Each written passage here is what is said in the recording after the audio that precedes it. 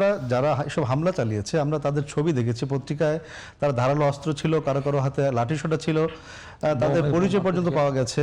এবং তারা কিন্তু আবার পরে সোশ্যাল মিডিয়ায় তারা সাক্ষাৎকার দিচ্ছে যে তারা আসলে কোথা থেকে সেই অস্ত্রগুলো পেয়েছে, কিন্তু পুলিশ এখনো তাদের ধরাছোঁয়ার বাইরে থেকে গেছে, পুলিশ তাদেরকে খুঁজে পাচ্ছে না। পুলিশের সামনে তাও তো ধরলো না। তাহলে এখানে আসলে মানে ব্যর্থতা কার?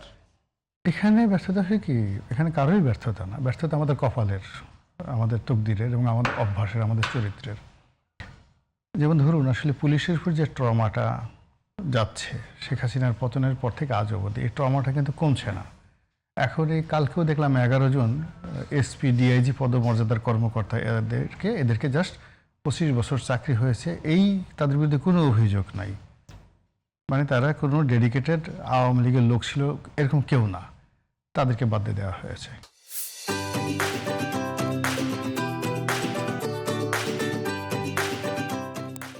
কেন বাদ দিয়ে দেওয়া হয়েছে? মূল কারণটা হলো ওরা গেলে ডিআইজি হতে পারবে নিচের যারা লোকজন আছে, নব্য বিএনপি যে সমস্ত লোকজন আছে। এরপরে আওয়ামী লীগ জমানাতে যে সমস্ত কনস্টেবলের চাকরি হয়েছে এদের সংখ্যা হাজার হাজার, এদেরকে বাদ দেওয়ার একটা কথাবার্তা গুজব ছড়িয়ে পড়ছে পুলিশের মধ্যে, এবং বলা হচ্ছে যে এদেরকে বাদ দিয়ে নতুন কনস্টেবল বিএনপি মাইন্ডেড এদেরকে নিয়োগ দেওয়া হবে। ফলে এই যে পুলিশের যে ট্রমা, যেখানে পুলিশের কয়জন আইজি এখন জেলখানাতে, এবং প্রতিদিন তাদের বিরুদ্ধে হত্যা মামলা থেকে শুরু করে সব মামলায় তাদেরকে বহু মানুষ পলাতক, সেখানে পুলিশ আবার নতুন করে বিএনপি এবং জামাতের গণ্ডগোলের মধ্যে কেন জড়াতে যাবে? তাদেরকে মাথা খারাপ হয়েছে নাকি? কখনোই কাজ হবে না।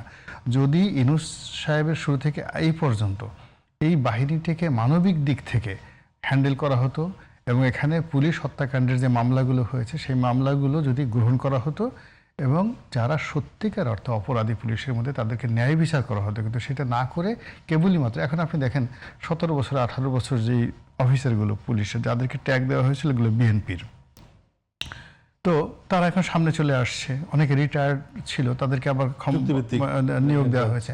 এখন তারা তো কোনো অবস্থাতেই কমান্ড প্রতিষ্ঠা করতে পারছে না। আর দ্বিতীয়ত হলো যে তারা তো 17 বছর যাবৎ কেউ অসুস্থ হয়ে গেছে, অনেকের মানে যাকে বলা হয় যে শারীরিকভাবেই তারা অসুস্থ হয়ে গেছে, এসে তারা এই সময় শুধুমাত্র সার্ভিস বেনিফিটের জন্য এসে সরকারে যোগদান করেছে।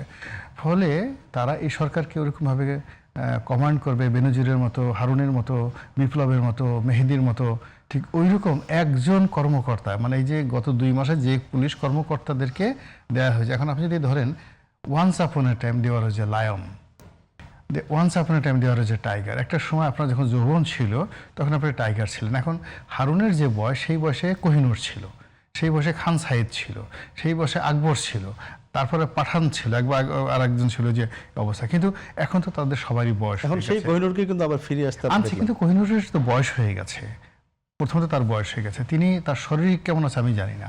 আর এত বছর পরে এসে রাতারাতি সে কিন্তু কমান্ড প্রতিষ্ঠা করতে পারবে না, বিকজ তার কমান্ড তাতে এটা একটা ধারাবাহিক চেইন অফ কমান্ড। তো চেইন অফ কমান্ড যদি না থাকে আপনি বাইরে থেকে যে কোনো একজন লোককে হঠাৎ করে এনে আপনি বসাই দিতে পারবেন না। এর ফলে কি হচ্ছে, সরকার এই বাহিনীটিকে ক্রিমিনালদের বিরুদ্ধে কাজে লাগাবে, রাজনৈতিক প্রতিপক্ষের বিরুদ্ধে কাজে লাগাবে, এমনকি আওয়ামী লীগের বিরুদ্ধে কাজে লাগাবে। It is absurd and impossible. এই যে গত 2 বছর ধরে সেনাবাহিনী, পুলিশ বাহিনী, জুডিশিয়ারি প্রত্যেকটা জায়গাতে গভর্নমেন্টের যে 20 লক্ষ কর্মকর্তা কর্মচারী রয়েছে, কেবলই মাত্র একেবারে ডেডিকেটেড যারা বিএনপি, এর মধ্যে ধরেন কত 1050 লোক, দে আর ভেরি হ্যাপি। 20 লক্ষ কর্মকর্তা কর্মচারীর মধ্যে 1050 লোক তারা হ্যাপি, যাদের গায়ে একেবারে ডাইরেক্ট সিল আছে। আপনি দেখেন ঢাকার ডিসি যে ভদ্রমহিলা হলো, এখন এই ভদ্রমহিলা একটা মানে আমাদের ঢাকা বিশ্ববিদ্যালয় একটা হলের কিন্তু তিনি সভাপতি ছিলেন, মানে ছাত্রদলের সভাপতি ছিলেন।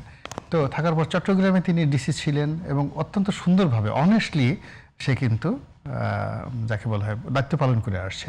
কিন্তু ওই যে যখন সে গেছে তার বিরুদ্ধে চিড়িয়াখানার ওই মাংস খাইছে, ওইটা করেছে, আজে বাজে কথাবার্তা বলছে, আবার তাকে যখন ঢাকাতে ডিসি নিয়োগ করে দেওয়া হয়েছে, এখন সে কবে কোন আমলে বঙ্গবন্ধুকে নিয়ে গান গেছে, যদি রাত হলে শোনা যেত বঙ্গবন্ধু মরে নাই। মূল ব্যাপার হলো সরকারি কর্মকর্তারা যখন মানে দায়িত্বে থাকে তখন রাজনীতির সঙ্গে তাদেরকে কমপ্লাই করতে হয়। এখন অনেক আওয়ামী লীগের লোক মানে যারা একসময় জয় বাংলা ছাড়া কথা বলতো না, এখন তারা প্রথম বাংলাদেশ, আমার শেষ বাংলাদেশ শুনলে তাদের চোখ দিয়ে ঝরঝর করে পানি পড়ে। তারা জিয়াউর রহমানের কথা শুনলে তাদের মানে বুকের মধ্যে দিল কিউ না ধাক ধাক করা শুরু করে দেয় যে হা কত ভালো মানুষ ছিলেন, কিন্তু একদম খাস ছাত্রলীগের লোক। তো যার জন্য আমি মনে করি যে সরকারি কর্মকর্তা কর্মচারী হিসেবে যে আমলই নিয়োগপ্রাপ্ত হোক, আল্লাহ ওদেরকে তৈরি করেছে সরকারি চাকরি করার জন্য। ফলে এদেরকে নিয়ে আমাদের মনে হয় যে এরা সবসময় খুব দ্রুত মিশে যেতে পারে, কিন্তু এদেরকে যদি আমরা আলাদা করে দিই তাহলে এদেরকে দ্বারা কাজ করানো যায় না। আপনি এখন 20 লক্ষ বা 21 লক্ষ সরকারি কর্মকর্তা কর্মচারীদের মধ্যে 1050 লোককে আপনি রেখে বাকি লোকের মধ্যে আতঙ্ক সৃষ্টি করে আপনি বলবেন ট্যাক্স কালেকশন করো, আমাকে এটা হবে না। আপনি করবেন ব্যাংকিং সেক্টরে দূর করো, জামাতকে এইভাবে মানে তারা যে মারামারি করছে তার কথা মতো মামলা নাও, ইত্যাদি ইত্যাদি সব কিছু নাও। এখন এই যে হাবিববাড়ি এলাকাতে যে হচ্ছে, এখন এখানে নর্মালি অন্য সময় হলে কি হতো, সাহসী পেত না এই কাজ করার জন্য। বিএনপি সরকার ক্ষমতা এটা সাহসী পেত না, কিন্তু এখন দেখা যাচ্ছে তারা দাঁড়িয়ে থাকবে, দাঁড়িয়ে থেকে হয়তো বাসিতে একটা ফু দিবে, বৌদ্ধটা দুই চারটে ব্ল্যাঙ্ক ফায়ার করবে, হ্যাঁ, আকাশের দিকে পাখিও মরবে না, এরকম অবস্থায় কাজ করবে। ফলে এতে করে সরকার যে ঝুঁকিগুলো তৈরি করেছে এই মুহূর্তে, সেই ঝুঁকিগুলো মানে মোকাবেলা করার জন্য যে স্ট্রং তার যে মানে লোক দরকার, এখানে শুধুমাত্র ইভেন কি যে তার যে ছাত্রদল যুবদল তাদের মধ্যেও কিন্তু এখনো পর্যন্ত মানে এখনো যদি ছাত্রলীগের ছেলেরা আসে ফাইট করার জন্য, হকি স্টিক নেই, কারণ 17 বছর ধরে সে, আপনি দেখেন যে আমরা ছোটোকালে আব্বা চাচার সাথে মার খেতাম না, খুব পিকনিক খেতাম বা যে টিচারের মার খেতাম, এখনও কিন্তু তাদেরকে দেখলে আমরা ভয় পাই। আমাকে ছোটোকালে আব্বা খালি একবার ডাকতো আমার নাম ধরে, উঠো, ভোর 4টার সময় উঠে যেতাম নামাজ পড়ার জন্য।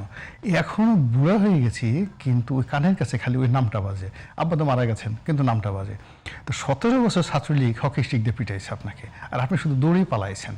এখন হঠাৎ করে কোনো একটা জায়গাতে যদি দেখেন 4-5 জন ছাত্রলীগ আসতেছে, আপনি 4-5 লোক দাঁড়াই আছেন, দেখবেন দৌড় শুরু করে দিচ্ছে সাথে সাথে। তো এই যে যেটা মানসিক অবস্থা, এটাকে দূর করার জন্য, কনফিডেন্স আনার জন্য যে প্রশাসন দরকার, এই প্রশাসনটা বিএনপি পারছে না। যাদেরকে দায়িত্ব দেওয়া হয়েছে তারা যে কাজগুলো করছে এতে করে আরো বিএনপিকে আরো বিপদে ফেলে দিচ্ছে।